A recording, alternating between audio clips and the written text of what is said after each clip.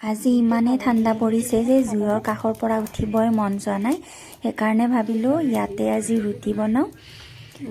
এইপিনে মই শুকান ৰুটিও বনাম আৰু তেল দিও ৰুটি বনাম। মই কিন্তু এখনৰ ওপৰত আনখন দিয়ে ৰুটিবিলাক ফুলাওঁ। এই ঠাণ্ডাৰ দিনকেইটাত ৰুটি খাই বিৰাটেই ভাল লাগে। এতিয়া ৰুটি মোৰ হ'লে আৰু পাকঘৰলৈ যাম, ঘুগুনি বনাম। মই মানে ভাতো খাম অলপ আৰু ৰুটিও খাম। ৰুটি বনোৱা হ'ল। এইফালে মই পাকঘৰলৈ আহিলোঁ। ইয়াতে তেল দি দিলোঁ আৰু এয়া গোটা জিৰা দিলোঁ। তাৰপিছত দিম ফোৰণ।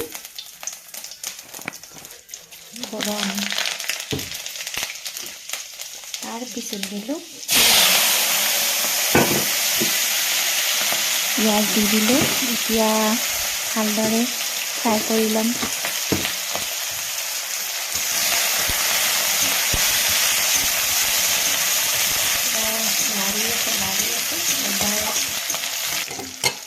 এইখিনি আদা নহৰু ইয়াতে দি দিলোঁ, পেষ্টখিনি দি দিলোঁ। আজি ভাতে খাম আৰু অলপ ৰুটি খাম।